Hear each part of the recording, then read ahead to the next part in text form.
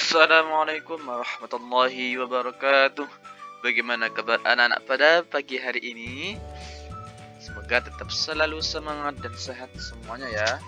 Bagi anak-anak, pada pagi hari ini kita sudah memasuki pelajaran yang terakhir, yaitu pelajaran ke-12 mengenai kisah keteladanan Nabi Ibrahim alaihi salam dan Nabi Ismail alaihi salam. Bagi anak, sebelum kita mulai pelajaran pada pagi hari ini, mari kita buka dengan berdoa bersama. Semoga dengan harapan setelah kita mempelajari materi ini, tambah ilmu kita dan diberikan pemahaman yang baik. A'udzu billahi minasyaitonir rajim. Bismillahirrahmanirrahim. Raditu billahi rabba wa bil islami dina wa bi Muhammadin nabiyyan wa rasula. Rabbi zidni ilma warzuqni fahma. Amin ya rabbal alamin.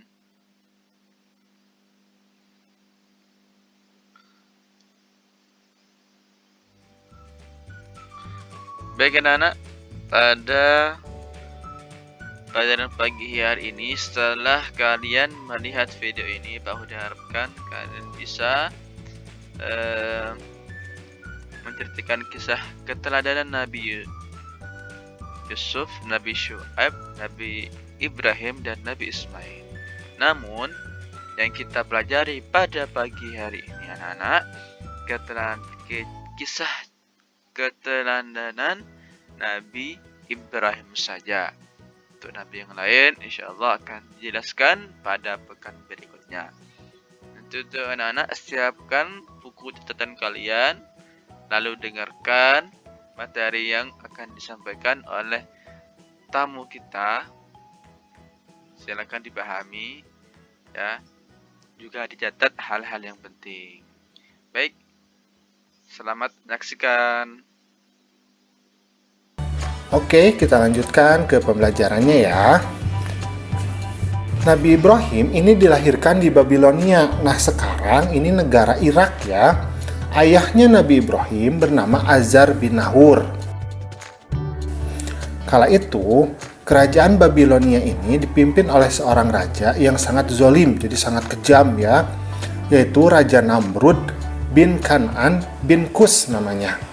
Nah, Babilonia ini adalah negeri yang kaya. Rakyatnya hidup makmur, tetapi mereka tidak mengenal Allah. Penduduk Babilonia ini justru menyembah patung. Nah, yang lucunya adalah patung-patung itu dibuat oleh mereka sendiri.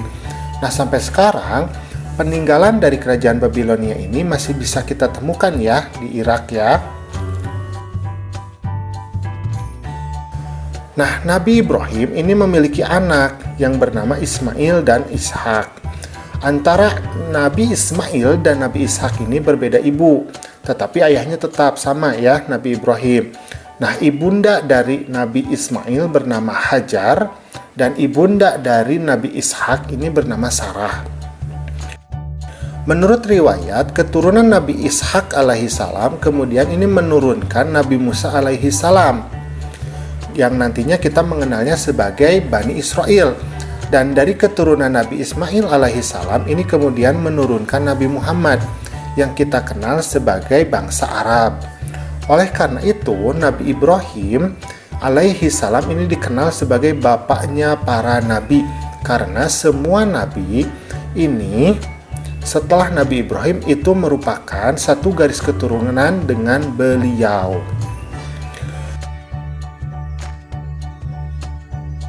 Nah, Nabi Ibrahim kecil ini hidup di lingkungan yang penuh kemusyrikan dan kekufuran. Beliau dibesarkan oleh seorang ayah yang tidak seiman dengannya. Ayah Nabi Ibrahim adalah seorang ahli dalam memahat patung. Patung-patung ini kemudian dijual kepada penduduk Babilonia. Dari patung-patung itulah yang kemudian dijadikan sesembahan. Nah, ayahnya Nabi Ibrahim ini seringkali menyuruh Nabi Ibrahim untuk menjual patung-patung itu. Namun, berkat bimbingan Allah, Nabi Ibrahim secara halus mampu menolak perintah ayahnya. Menurut Ibrahim kecil, kebiasaan penduduk Babilonia termasuk ayahnya sendiri adalah hal yang keliru ya atau salah. Nah, satu-satunya cara untuk menyadarkan penduduk Babilonia kembali ke jalan yang benar adalah dengan menyadarkan atas kelemahan patung sebagai sesembahan. Hanya Allah Subhanahu wa Ta'ala yang Maha Esa dan Maha Kuasa yang berhak disembah, bukan patung-patung tersebut. Dialah pencipta alam semesta beserta isinya. Patung-patung itu tidak dapat membela dirinya sendiri, apalagi membela kawannya. Masyarakat Babilonia sudah lama sebagai penyembah bintang-bintang dan patung-patung. Nabi Ibrahim terus berusaha mencari kebenaran agama yang dianut oleh keluarganya. Ketika malam telah gelap, Nabi Ibrahim menyaksikan sebuah bintang. Dia sempat berpikir bahwa bintang itu Tuhannya. Tetapi tatkala bintang itu tenggelam, dia berkata, "Saya tidak suka kepada yang tenggelam." Kemudian tatkala dia melihat bulan terbit, dia berkata, "Inilah Tuhanku." Setelah bulan itu terbenam, dia berkata, "Sesungguhnya jika Tuhanku tidak memberi petunjuk kepadaku, pastilah aku termasuk orang yang sesat."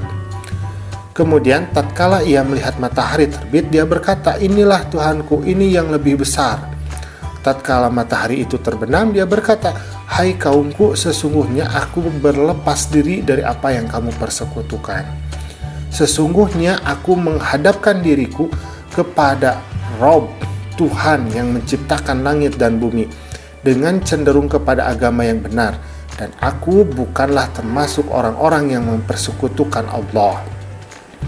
Inilah yang dianugerahkan Allah kepada Nabi Ibrahim dalam menolak agama yang dipercayai kaumnya serta menerima Tuhan yang sebenarnya.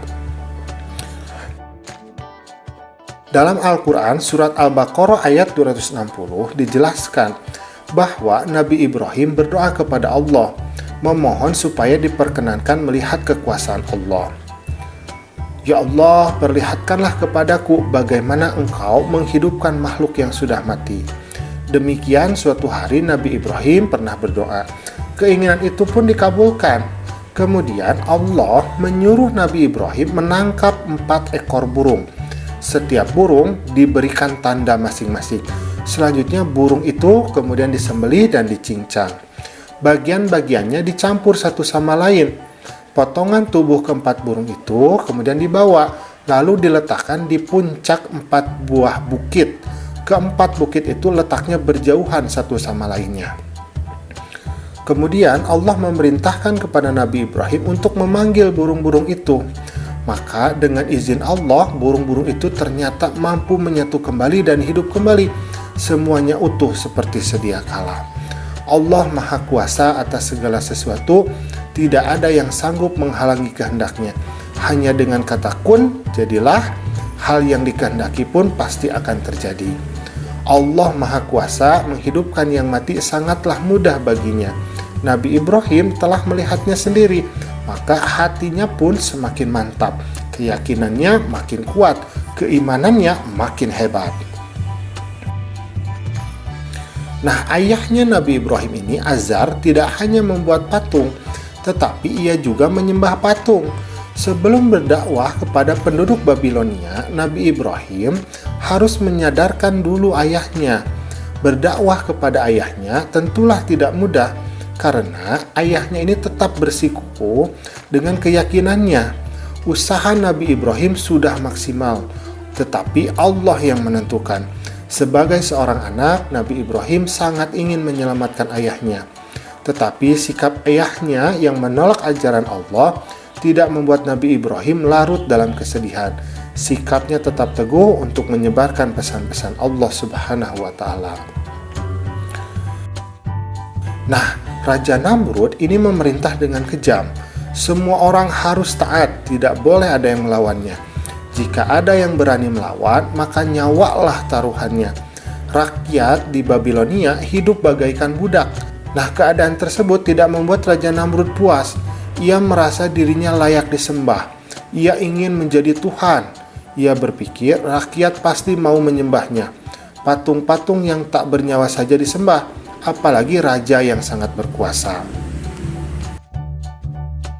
Nabi Ibrahim ini berdakwah tidak kenal lelah. Tetapi penduduk Babilonia tetap menolak keras. Mereka tetap pada keyakinannya untuk menyembah patung-patung yang mereka buat sendiri.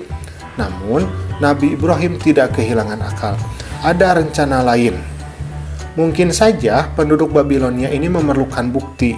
Orang-orang Babilonia mempunyai suatu tradisi yaitu setiap tahun mereka pergi untuk meninggalkan negerinya dan berburu binatang. Nah, sewaktu Raja Namrud dan kaumnya meninggalkan negeri Babilonia, maka kampung mereka pun ditinggalkan kosong. Kemudian kesempatan tersebut dipergunakan oleh Nabi Ibrahim untuk menghancurkan patung-patung Raja Namrud dan kaumnya. Dengan kampak yang telah dipersiapkan, maka Nabi Ibrahim ini menghancurkan patung-patung itu satu persatu. Hanya satu patung yang paling besar yang tidak dihancurkan. Lalu kampak yang dipergunakan menghancurkan patung-patung itu kemudian dikalungkan di leher patung yang paling besar tadi. Nah, ketika Raja Namrud dan kaumnya datang ke pusat pemujaan, maka betapa terkejutnya mereka semua karena patung-patung sesembahan mereka itu sudah hancur.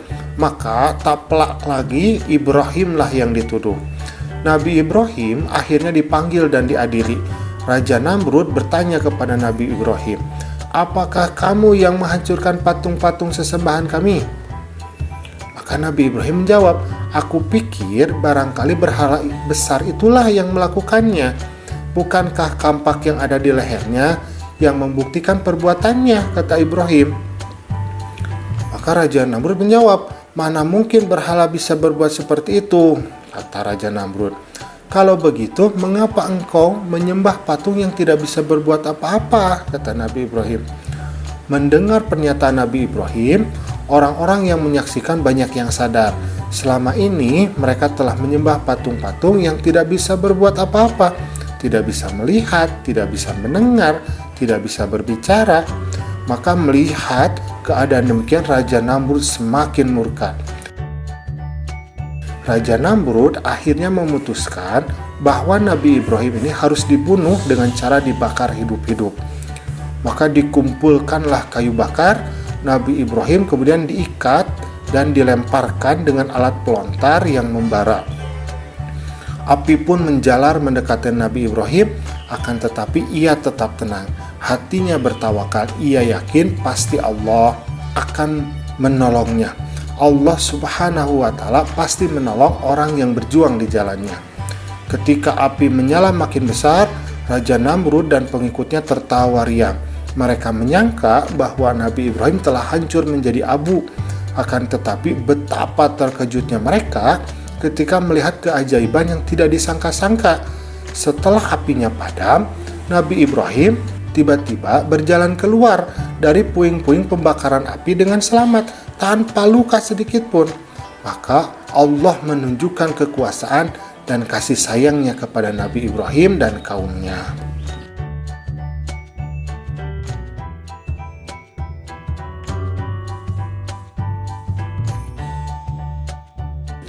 Anak-anakku, alhamdulillah pembelajaran kita pada hari ini sudah selesai. Itulah kisah Nabi Ibrahim alaihissalam. Terima kasih sudah menyimak ya. Assalamualaikum. Alhamdulillahirabbil alamin. Alhamdulillah telah usai pelajaran pada pagi hari ini anak-anak. Semoga bisa dipahami. Aku dah akhiri. Wassalamualaikum warahmatullahi wabarakatuh.